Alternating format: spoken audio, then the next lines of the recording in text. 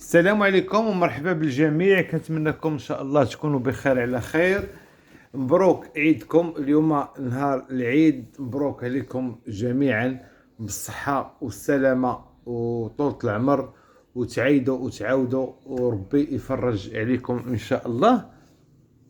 اليوم غادي نتكلموا على الفال ديال البنت البيضاء، واليوم غتكون قراءة ماشي كيف من موالفين، غتكون قراءة عامة. غندخلوا البيضاء المتزوجة، البيضاء وعلاقتها مع الحبيب، البيضاء المغتربة، البيضاء المطلقة. فما نضيعوش الوقت ونبداو. هنا في الفال هاي البنت البيضاء. البنت البيضاء في هاد القراءة هذه كيعطيني مغيره على فلوس. الفلوس كتحسي بحال عندك تابعه في الفلوس ما كتبقاش عندك بصفه نهائيه، يعني كاين واحد تابعه هي هذيك. كذلك كنشوف بان البنت البيضاء عندك تحبيس على ولاد، عندك شي واحد في الولاد مديرونجيك. بغيت نقول ولاد كنقصدو بها سواء ذكور او اناث. شي واحد مديرونجيك، هاز الهم بزاف لهاد التريكه هادي. هاد التريكه هادي اللي قربت تفليبي لك العقل ديالك. فالبيضة صراحة في الفال جيتي كتعاني مع وليداتك، سواء البيضة المتزوجة سواء البيضة المطلقة.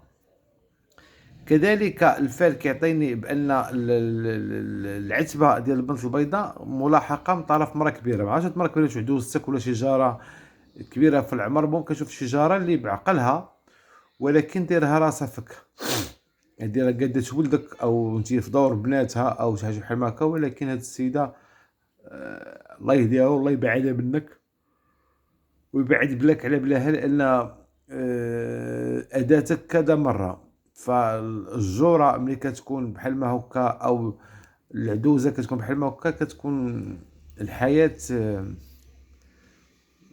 الانسان ضاربه مع راسو. كيزيدوا بنادم بالسحور كيزيد يروبلو للاسف. غادي ندوزو ونهضروا على البنت البيضاء. نبداو بالبنت البيضاء المتزوجه. البنت البيضاء المتزوجه مع الراجل الابيض اللي هو هذا. هنا في الفال ديال البيضاء والبيض خرجوا لنا الصفر هذه، خرجوا لنا جوج انواع. البيضاء اللي مزوجه مع البيض وعايشين في بلادهم، والنوع الثاني هي البيضاء اللي عايشه مع البيض لكن البيض هنا مغترب او اجنبي. فنبداو بالحاله الاولى اللي هي البيضاء والبيض اللي مزوجين في بلادهم. البيضاء يعني ولد بلادها ومزوجين في البلاد، ما مهاجرين، ما اجنبي. هنا كنشوف بان كاين واحد الحب، كاين واحد الانسجام، ولكن كاين واحد الحاجز، واحد العائق بيناتكم. هذا العائق هذا سببه سحر قديم، سحر داري اما في الخطوبه او في بدايه الزواج. هذا السحر هذا كيتور، ما كاينش سحر جديد. كنقول لكم سحر كيتور، يعني سحر قديم وكيتور عليك. فملي كيتور عليك كتعودي ما حاملاش راسك وهو تا هو ما حاملش راسو، وشي ما حاملش بدون سبب. يعني بحال هكا واحد السحابه ديال الكراهيه كتجي عندكم لداركم. فاللي كتعاني من هذه الحاله هذه تنقول لك خاصك تبطلي، خاصك تجري على راسك، خاصك تقادي امورك. لان الانسان كيكون طبيعي حتى كتوصلوا لهذه المرحله هذه. لا، هذه الحاله الاولى. الحاله الثانيه هي ديال البنت البيضاء اللي مزوجه مع البيض، ولكن البيض هنا جاء مغترب او عايش او ولد بلادها ولكن عايش في بلاد بعيده. هذا البيض البعيد هو فعلا بعيد بجميع المقاييس. هنا عام ونص والبيضاء كتفكر كيفاش دير شي حل مع هذا الانسان هذا اللي الطباع ديالو تبدلات بعدا في هذا العام ونص الاخرانيه.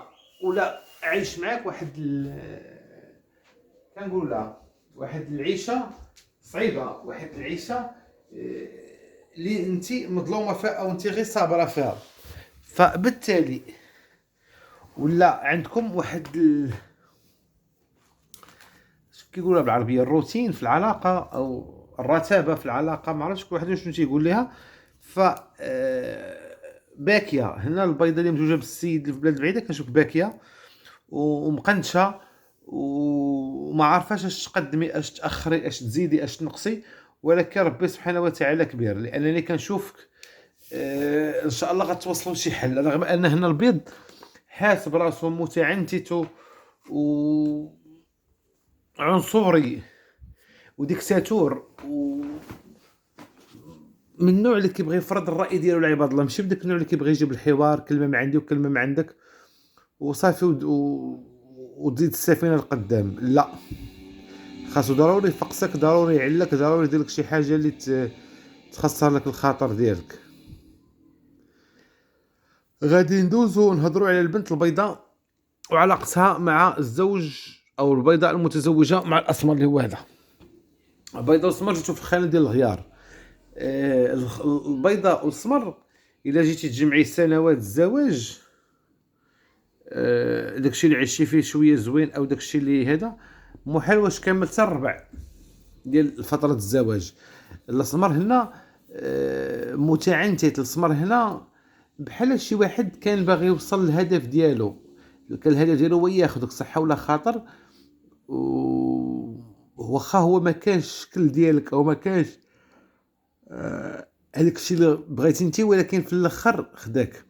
فملي خداك بحال ولا كيعذبك، بحال شي حاجه اللي كانت هي بعيده عليه، ومجرد ما تملكك او مجرد ما ضرب عليك العقد ولا مبورد عليك ولا مقلق عليك. فهنا الغالبيه ديال البيضات كيعانيوا مع السمر، دائما نتوما في مشاكل، دائما نتوما في غيار، دائما انت شرق هو غرب، دائما انت قبله هو بحر، ما كتفاهموا في حتى شي حاجه.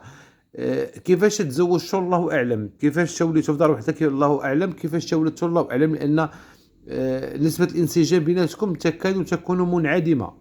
يعني هذا الراجل او هذا الانسان هذا ماشي ديالك او انت ماشي ديالو، ما ف بصراحه عيشه والسلام، غير زايدين في الطريق وصافي، غير غاديين ومكركبين مع الوقت وصافي. اما باش كاين واحد هذا راه ما كايناش بصراحه. غادي ندوزو ونهضروا على علاقه البنت البيضاء مع الرجل الحنطي. فلو الحنطي هو هذا الرجل الحنطي، معناتها كنقصد بها راجلك. احنا دائما كنتكلموا على العلاقه الزوجيه، باقي ما دزناش عند البيضاء والحبيب. هنا الحنطي كنشوفوا في هذا الفعل هذا عادي، علاقه جامده، لا عدو ولا صديق، يعني لا زوج وحبيب، لا زاد في حالاته ولا حتى شي حاجه. زائد ان هنا البيضه اللي بغيت نشير لي ان فايت فيك السحور ديال الخط الحنطي، وهذه انا متاكد منها مليار في المية. وهاد اختو هاد اليومين هذا انت وياها ماشي اون كونتاكت، ماشي متقربين، عر داك الضحكه الصفراء والنفاق ونافقين نافقك، ضحكي ليا نضحك عليك، شوفي فيا نشوفك وصافي، وغدا القضيه بحال ما هكاك. غادي ندوزو نتكلموا على البيضه المطلقه. واحد النقطه خرجت ليا كنقول لك، البيضه المتزوجه مع الحنطي احترسي من الاهل ديالو، خواتاتو او بنات اختو، انتبهي منهم. المهم غادي ندوزو نهضروا على البيضاء المطلقه. البيضاء المطلقه في هذا الفعل هذا، حتى انت خارج لك شي تريكه اللي معذباك، ما بغات تسافر، ما بغات تقرا، ما بغات تسمع الكلام، كتبقى تسمع لك هضرتك، ولكن ملي كتنوض تصرف كتصرف بواحد الصبيانيه او واحد قله العقل او واحد الطيش.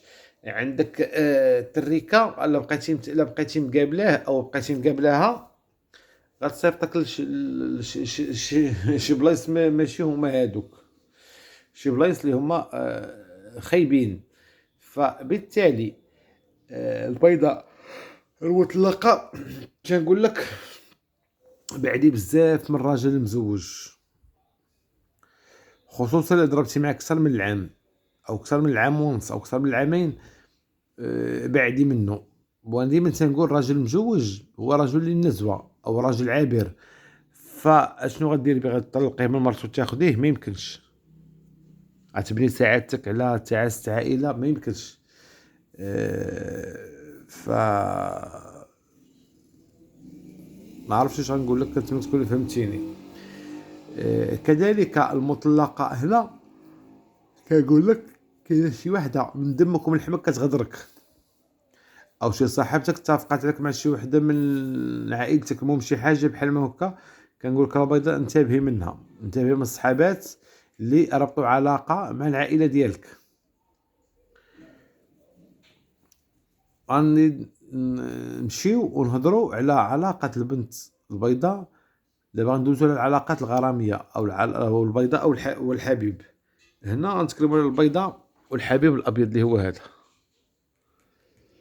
البيضاء والبيض هنا في الفيل كنشوف داك سبحان مبدل الاحوال. كنشوف الابيض شحال كان ملهوف وشحال كان باغيك وشحال كان ميت عليك وما عرفتش باغي يدير على قبلك وما عرفتش شنو باغي يفعل ويترك. ما نشوفوش حاليا هو في الفال جاء بعيد منك ونافرك ومقلق منك، وكاين واحد البرود جا زاركم، واحد البرود بواحد الشكل، في شي شكل وبسرعه. ف اللي شافكم وانتم عارفين وانتم دايرين بحال جوج فريخات ما يشوفكمش حاليا، وانتم كل واحد فيكم دافع على الاخر كبير، كل واحد فيكم كيتسنى الاخر يطيح كواريه. البيضه طبعا طالعه للسماء و كتسنى الاعتذار وكتسنى ما عرفت شنو. فهنا كنقول لك البيضه قصو حيت راسها ما كتجيب حتى شي حاجه. المشاكل ديال العالم كله كتحل غير بالعقل. فهاد السيد هذا الابيض الا كنتي باغاه وكان معمر لك عينك فما دايرش تقلبي على شي حاجه ما كايناش. وبالتالي ما بغيتكش انا كي يقولوا لا بغيتكش تخسري السنوات وعمر ديال العشرة وتلوحي في النفايات. لان الابيض هاد العام حساس عنده، لان دارهم باغي ليه الزواج او باغي ليه يفرحوا به. فعلاش ما تكونش نتيا؟ علاش لا؟ علاش تضيعي مده وانت مع هاد السيد هذا في الاخر طلعي بتا شي حاجه؟ انا قلت لك وانت تعرفي احسن مني بصراحه. ما عليناش، غادي ندوزو ونهضروا على علاقه البنت السمراء والحبيب في البنت البيضاء والحبيب الاسمر اللي هو هذا. الحبيب الاسمر في هذا الفيل جا بعيد منك. الحبيب الاسمر ولا كيختلق اعذار باش يبسع. الحبيب الاسمر ولا ندير عليك، والغالبيه ديال البنات البيضات كنشوفك بحال بغيتي ديري ليه شي حاجه او بغيتي هو يتقرب منك وتتولي نافراه. يعني هذاك الشيء اللي كان في الاول تقلبات الايه عليك حاليا. انت اللي وليتي تابعاه، انت اللي وليتي تسولي، انت اللي وليتي عاطيه وقت، هو ولا معفر عليك. ف بحال بغيتي يرجع كيف ما كان، بحال باغا دليه. الغالبيه ديال البيضات كتشوفوا غير في الانتقام مع الاسمر، ما كتشوفيش تجديد العلاقه. يعني كتشوفك باغا غير ترد كما نروح بدرجه ترد ضربتك، ومن بعد اللي بغى يزيد في حالاته يزيد. غادي ندوزو ونهضروا على علاقه البنت البيضاء مع الحبيب الحنطي اللي هو هذا. الحبيب الحنطي في هذا الفيل كنشوفو كيشوف الطريق. الحنطي باغي يسافر او مسافر حاليا. كذلك كيعطيني الفيل ان البنت البيضاء والحنطي علاقتكم فيها خير. انت اكثر وحده في هذا الفيل هذا كيعطيني طريق منوره، كيعطيني افاق، كيعطيني خطوبه، كيعطيني بزاف الحوايج زوينين. واحد الحاجه بغيت نشير لها البنت البيضاء اللي مصاحبه او علاقه البنت البيضاء مع الحبيب. هنا كنشوف عندك موانع على البنت البيضاء. فلا كنتي كتعرفي على راجل عام وعامين وفي الاخر كيكون بيناتكم واحد الفرح وواحد الزواج وواحد التفاهم، وفي الاخر كيطير ونفس القصه كتعاود مع واحد اخر. عارفه راه انت عندك مانع، انت عندك مس، انت عندك عارض، انت عندك شي حاجه اللي وقفت لك حياتك. فبالتالي خاصك تجري، ماشي تبقاي تضيعي الوقت. فالمشكله راه ماشي في السي محمد وفي عبد الله وفي العربي وفي حمزه وزكريا لا، المشكله فيك انت اللي عندك المانع، انت اللي عندك العكس، انت اللي كيهربوا منك الرجال، انتي اللي كتبني علاقه وكتضيعي وقت وديك العلاقه كتريب عليك. فكنتمنىكم تاخذوا كلامي على محمل الجديه. غادي ندوزو دابا ونهضروا على البنت البيضاء المغتربه اللي في البلاد البعيده. البنت البيضاء اللي في البلاد البعيده كنقول لك اول حاجه خرجت لك عندك الراجل اللي عندك الراجل والصاحب. كنقول لك اش هاد الشيء اللي كديري فيه. كذلك البنت البيضاء اللي في البلاد البعيده كنقول لك عندك خبار غتسمعها من هنا 3 ايام او 3 اسابيع او 3 شهور 3 الوقت.